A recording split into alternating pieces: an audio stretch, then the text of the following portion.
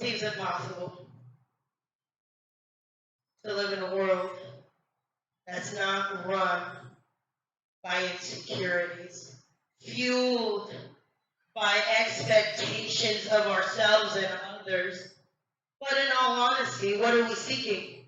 Are we seeking perfection in ourselves and in our peers? Because we judge as if we are. But we know there's no true perfection in a human being. We know that. But why do we expect it? Why are we fueled by perfection? I've never seen it. I've never seen with my own bare eyes a perfect human. I understand that it's comfortable being asleep. It's comfortable finding security in things you can control, like money, status, your title at work. Yeah, it's comfortable. It's very comfortable. But is there growth in comfort? No, there is not. Real growth comes from discomfort. It comes from motivation. It comes from hard work. And I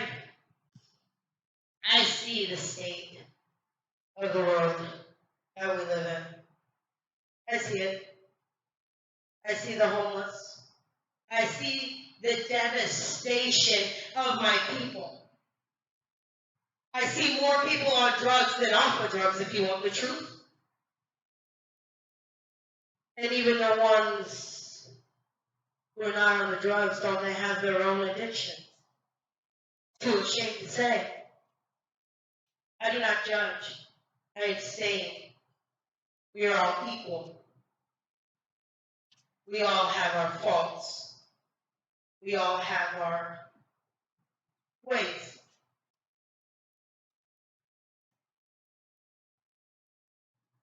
I'm telling you, brothers and sisters, the world that we're living in, false security, the falsity.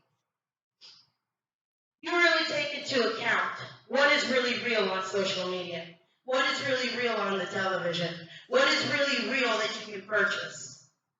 Not much. So what are we living in? Falsity. That's what we're preaching is falsity these days. Be asleep. Be asleep. Or maybe you don't remember, brothers and sisters. Jesus would come back when the churches were asleep.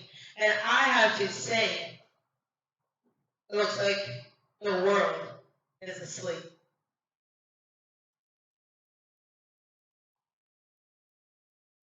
You know why I say the world is asleep? Yes, physically you're asleep for 6 to 8 hours a night. But how many hours are you blinded by a screen of any nature? How many hours are you pouring into something that is not driving you further into peace, happiness, abundance of life?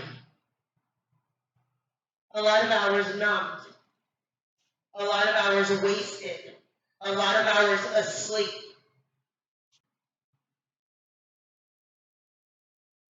Comfortability.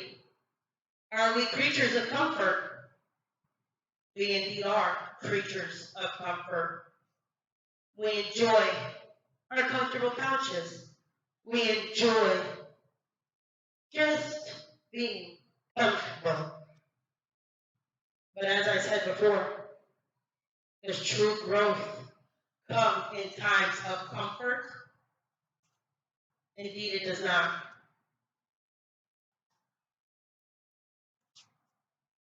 Times of growth are painful, uncomfortable.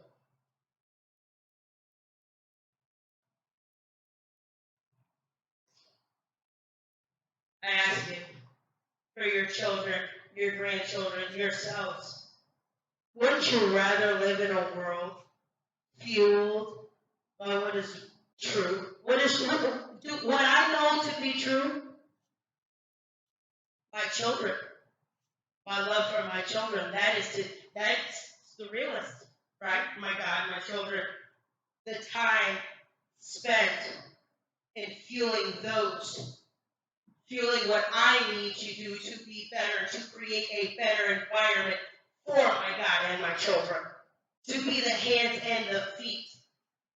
That is what is important to me. I'm going to tell you, I wasn't always this person. I was addicted. I was selfish. I was insecure. I was angered. Lacked understanding, compassion, love.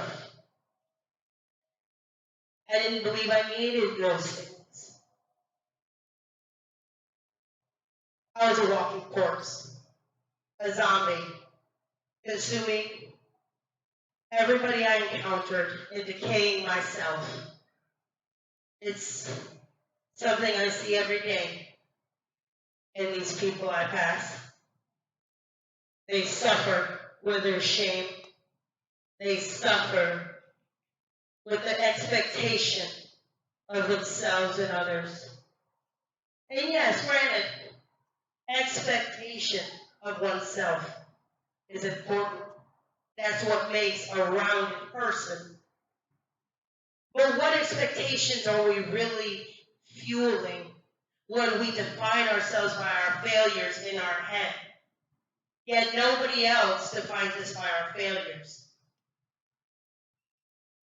I don't walk up to people and say, I didn't get a job at Chili's when I was 17 one time. Is that what you're talking about? Is that what you're asking who I am? No, they don't want to know my failures. What they do want to know, my accomplishments. My accomplishments,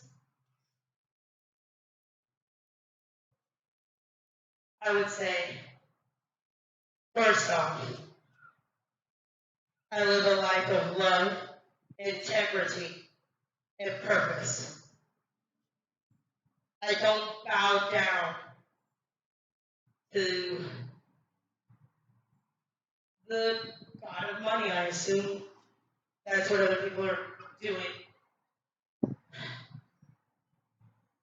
I guess my point is, if you want change, be the change.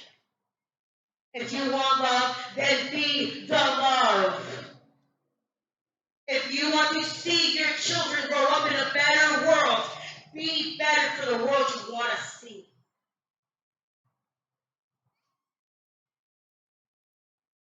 It's difficult to wake up and stay awake. But in all honesty, does it bring you much comfort to be asleep? Because I see anxiety riddled people. I see people succumbing to their depression because they feel alone. With 7.7 billion people in the world, they feel alone. And I guess that's a feeling we can all relate to, the feeling of being alone. And if I can tell you the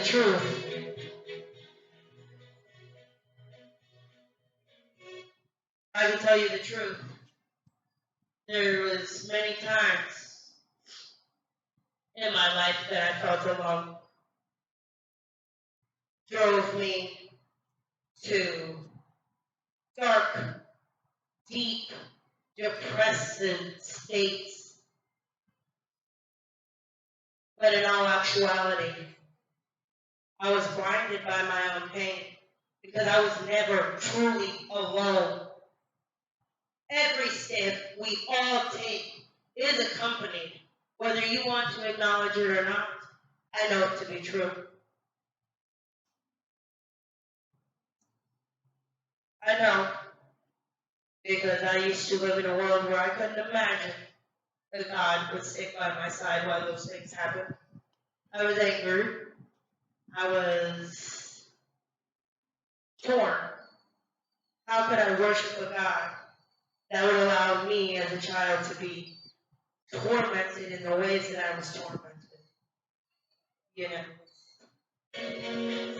Why you turn